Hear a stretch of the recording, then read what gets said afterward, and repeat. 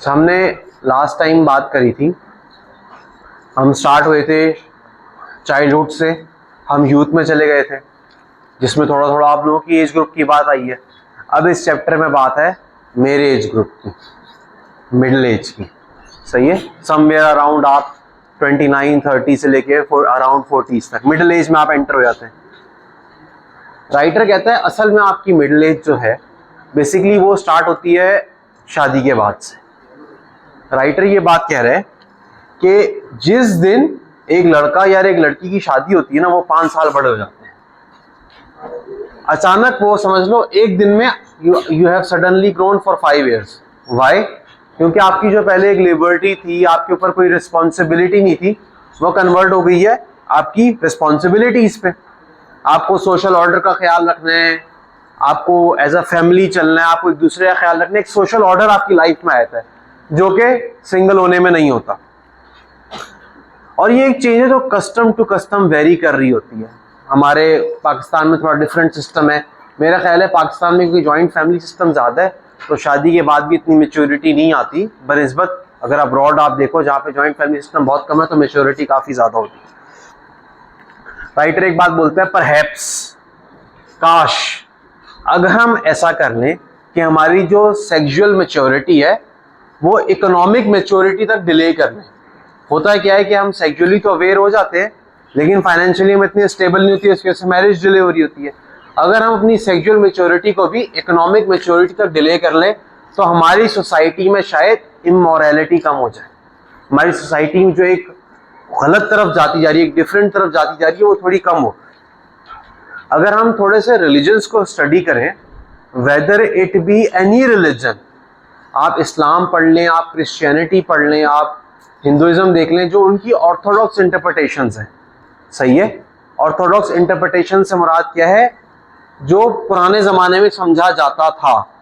मिसाल के तौर पे मैं आपको मिसाल दूंगा, इस्लाम की ऑर्थोडॉक्स इंटरप्रिटेशंस में एक हया का कॉन्सेप्ट है, लेकिन आपको कुछ माइनर ऐसे सेक्ट्स भी मिलेंगे जो इसको इस तरीके से नहीं देखते।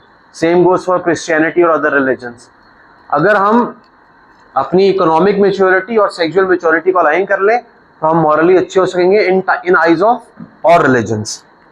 फर्क क्या है जो हमने बात करी आप लोगों की एज में और मेरी एज में, बेसिकली फर्क क्या है? माइंड कैसे चेंज होगा? आप लोग अभी 23-24 में हो, तो जब 23-24 में इंसान होता है ना तो उसमें एक जुनून अलग होता है। वो कभी सोचता नहीं है वो कभी बूढ़ा होगा। आहिस्ता आहिस्ता मेरी एज में जाके रियलाइजेशन होनी शुरू होती है। जिस तरह जो यूथ होती है ना वो इनोवेशन पर सोच रही होती है, कुछ नया करना है, नए पंगे लेने, नई चीज़ों में उंगलियां लेनी है। मिडिल एज हम आदी हो जाते हैं, हमारी आदत है, बस हम इसीलिए ऐसे ही काम कर रहे होते हैं। आदत हमारी डिक्टेट करती है, हैबिट्स जो हैं वो डिक्टेट करती है हमारी जिंदगी कैसे गुजरेंगी, और बुढ़ापा कस्टम्स को लेके चल रहा होता है। इसी वजह से आप लोग जिस एज में हो ना, आप लोग मिडिल एज से पहले वाले स्टेज में हो, तो develop good habits that you want. ठीक है, एक कॉन्सेप्ट है साइकोलॉजी में न्यूरोप्लास्टिसिटी। न्यूरोप्लास्टिसिटी क्या है कि आपका ब्रेन आप जैसे चाहते हैं वो अपने आप को अमेंड कर लेते हैं आफ्टर सम एफर्ट। जिस तरह आप लोगों की एज बढ़ती रहेगी ना वो मुश्किल होता रहेगा। जिस तरह आप बड़े होते रहते हैं ना, आपकी हैबिट्स फॉर्म करना मुश्किल हो जाएगी। कोई बुरी आदतें हैं तो उनको छोड़ना मुश्किल हो जाएगा। अगर आप लोगों को बिल फर्ज किसी को गुस्सा ज़्यादा आता है, अगर उसको अपने गुस्से को कंट्रोल करना है ना, this is the right age. Middle age में जाके बहुत मुश्किल हो जाएगा। जिस तरह अगर आप लोग आज से समझ लें 10-15 साल पहले चले जाएं तो आई वॉज द फड्डेबाज of in the whole flat. पूरे फ्लैटों में मुझसे कोई पंगा नहीं लेता था। लंबे लड़कों को देख कुट कर आ गया हूँ मैं। फिर अपने गुस्से को कंट्रोल किया कि नहीं यार ये इतनी अच्छी बात नहीं है, अब लड़ाई को अवॉइड करना। But the right time to develop a habit, to change a habit, to change a personality trait is this age. इसके बाद it will be, changes are always possible but it will be extremely difficult. इसी तरह Aahista Aahista youth में imagination होती है, middle age में आप intellectual चले जाते हो, थोड़ा सोचते हो, और फाइनली बुढ़ापे में आप मेमोरी से सोचते हो। नई चीजें सीखना बहुत मुश्किल हो जाती है। लेकिन एक यूनिक बात जो है, जो मेरी एज है, आप समझ लें वो एक तरह से पेनिकल होता है। पेनिकल कैसे? हाइट किस तरह, हमारे पास थोड़ा पैसा भी आना शुरू हो जाता है, कुछ ना कुछ तो मुनासिब कमाई लेते हैं आप इस एज में आकर, कुछ ना कुछ आपके पास नॉलेज भी होती है, अकल भी होता है, कुछ आपके जज्बात भी कंट्रोल हो चुके होते हैं।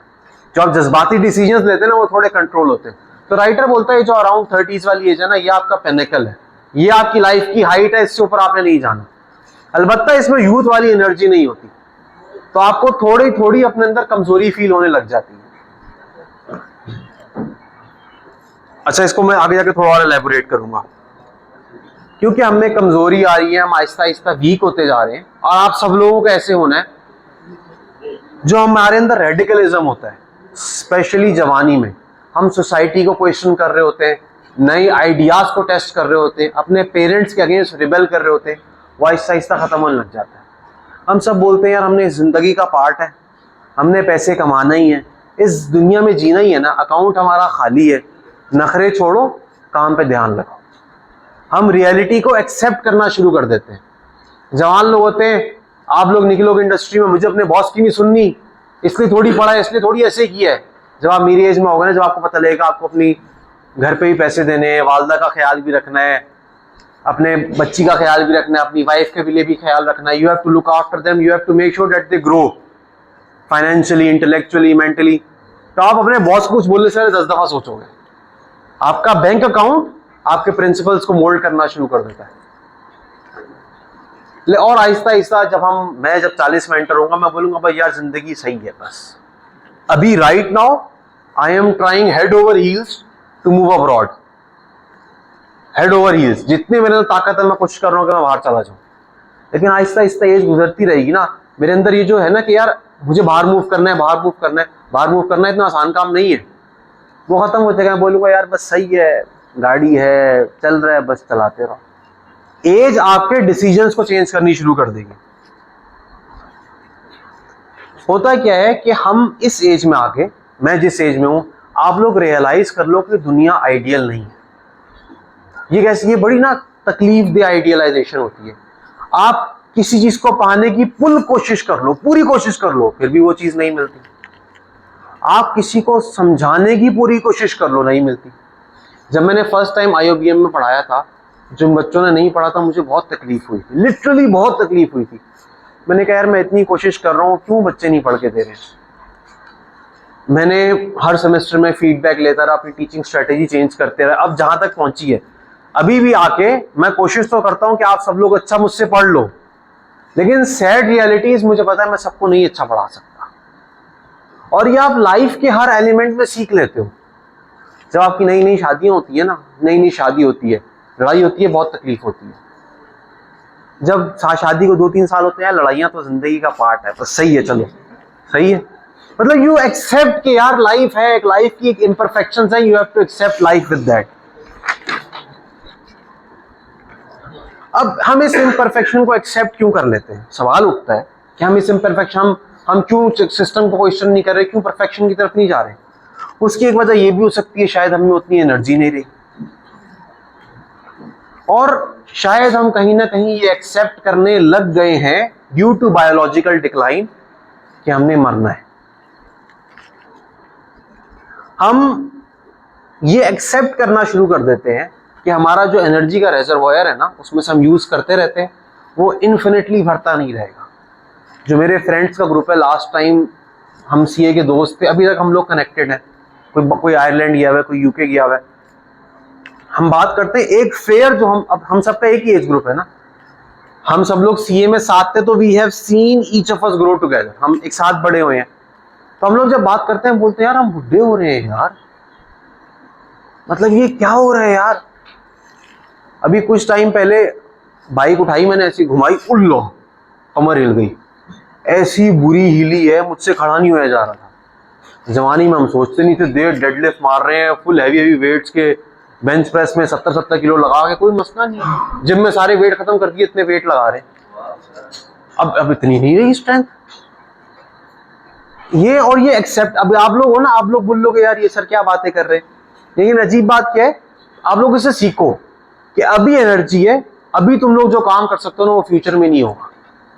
अभी तुम लोग रोते हो ना, पढ़ाई में टाइम नहीं मिल रहा, बिजनेस करने का, ट्यूशन पढ़ाने का टाइम नहीं मिल रहा, इंटर्नशिप का टाइम नहीं मिल रहा, ये सब फजूलियात है।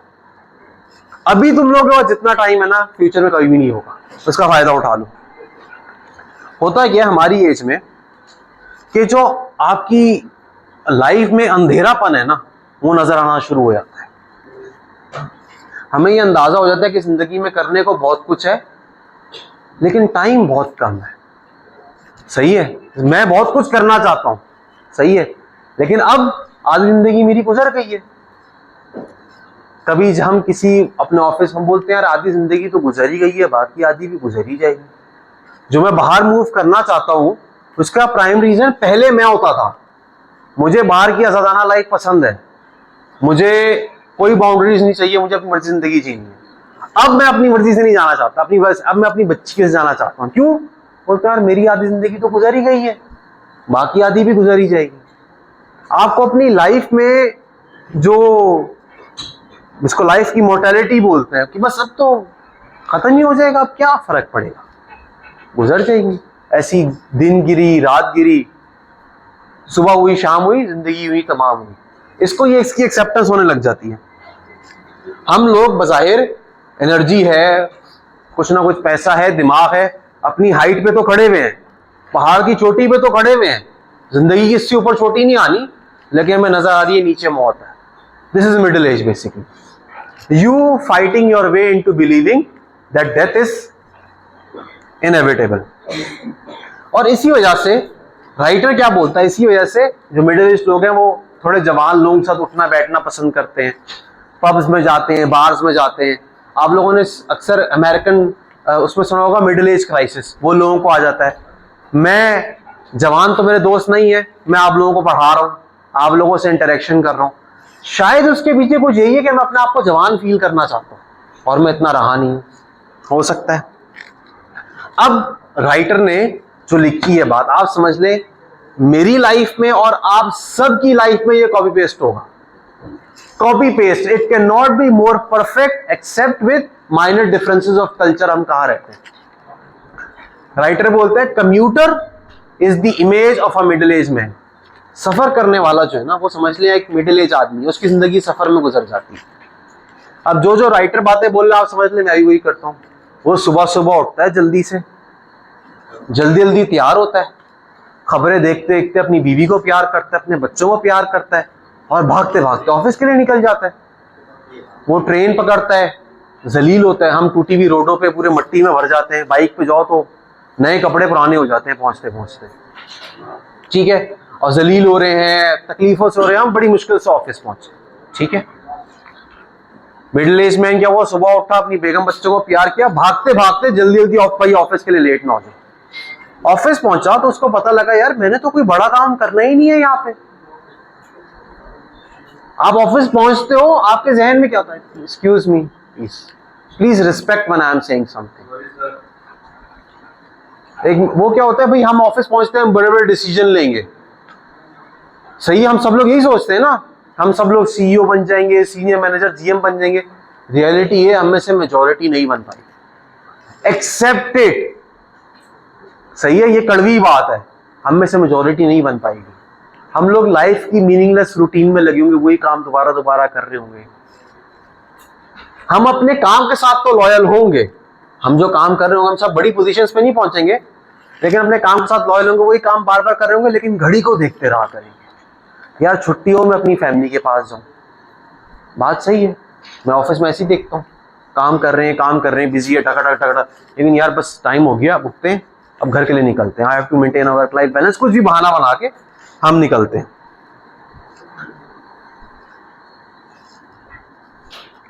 फिर वापसी में क्या हुआ, जैसे सुबह सुबह ख्वार होते होते आए, वापसी ख्वार होते होते पहुंचे, रास्ते में रुक के दोस्तों के साथ चाय वाय पी ली, घर पहुंचा, उसने सोचा यार मैं तो जहां शुरू किया था वहीं पहुंच गया, मैंने इतनी जल्दी क्यों मचाई थी हर चीज। बात समझो, राइटर कहां से स्टार्ट किया, आपको अपनी डेथ एविडेंटली नजर आने लगी, आपने मरना है, सुबह भाग रहे हो, ये करना है, शाम 6 बजे पहुंच गए, जिंदगी तो वहीं जहां से शुरू हुई वहीं पहुंच गई। ये सब मैं क्यों कर रहा हूं? इस एज में फेमिलियरिटी जो होती है ना, हमारा काम अब रिपीटेटिव, हमने, आपको याद होगा हम लोगों ने पढ़ा था कि चिल्ड्रन के लिए रेपिटेशन से वो बोर नहीं हुए होते, हमारे लिए रेपिटेशन अब बन चुकी होती है। हमें पता है भाई लाइफ रेपिटेटिव है। इस तरह मुझे फाइनेंस में इसलिए नहीं जाना था, मुझे लगता था फाइनेंस का काम रेपिटेटिव है, मुझे लगता था ऑडिट रेपिटेटिव नहीं है, बट अब मैंने एक्सेप्ट कर लिया मेरा काम रेपिटेटिव है। इन एक्सेप्टेंस को ना, आपके जो जज्बात होते हैं वो मरते चले जाते हैं, आप रेपिटेशन को एक्सेप्ट करते चले जाते हैं। अब sad reality of our culture, सही है, please listen to it very carefully. His wife does not dress for him.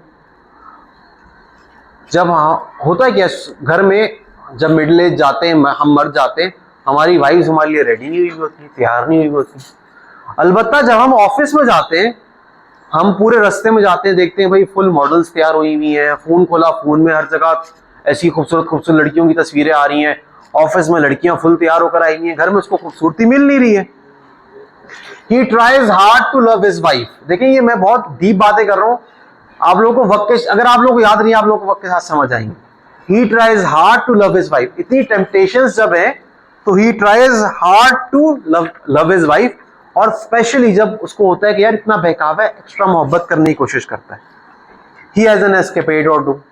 एक दो दफा उससे कुछ गलती हो गई, गुमराह हो गया हो, फिर खुदा का शुक्र अदा करता है मुझे किसी ने पकड़ा नहीं, और वापस अपनी नॉर्मल रूटीन पे चला जाता है। वो बोलता है यार ये सब देख लिया मैंने, गलत काम करके भी देख लिया, इन सब के पीछे तो है नहीं, तो बस गार्डनिंग करो, थोड़ा बच्चों के साथ खेल लो, बच्चों में दिल लगाओ, इसी में ही टाइम पास कर लेते हैं। इन दी इंटरिम, ये तो मर्दों की बात हो गई, अब थोड़ी सी लेडीज की बात भी करते हैं। लड़की को पता लगता है यार मैं तो जवानी में खुदा थी, I used to be a goddess, अब क्या हो गया, मेरी तो शादी हो गई है, मैं तो एक सब्स्टिट्यूट, एक सस्ती मासी सी बन के रह गई हूँ, मुझे घर के काम करने हैं, कपड़े धोने, ये सब करना है। तो वो लड़ती है इन सब चीज़ों से और अपने आप को लिबरेट कर लेती है, मुझे ये सब काम नहीं करना है, ना मुझे घर में कपड़े धोने, ना कुक बनना है, कुछ नहीं करना। अब उसके पास पूरे पूरे दिन है, वो क्या करे, तो वो क्या करती है, वो टाइम पास करती है, अपने से बड़ी एज औरतों को समझाती है बच्चे कैसे पालते हैं, लेक्चर्स देती है, औरतों के मसले पे बातें करती है। फिर अचानक somehow she becomes a mother, अचानक वो मां बन जाती है। वो खुश भी होती है लेकिन साथ घबराई भी होती है, और ये सेम चीज 100% मैंने अपनी गुड़िया के टाइम पे एक्सपीरियंस किया। आप लोग खुश भी होगे और घबराए भी होगे। आप लोगों को लगेगा कि यार मुझे तो बच्चा पैदा करना है, मैं तो मर जाऊंगी, आपकी फिजिकल ब्यूटी सारी खत्म हो जाएगी। लेकिन जो फुलफिलमेंट उसमें मिलेगी आपको, वो पार एक्सेलेंस होगी, वो आप लोग कभी सोच भी नहीं सकते।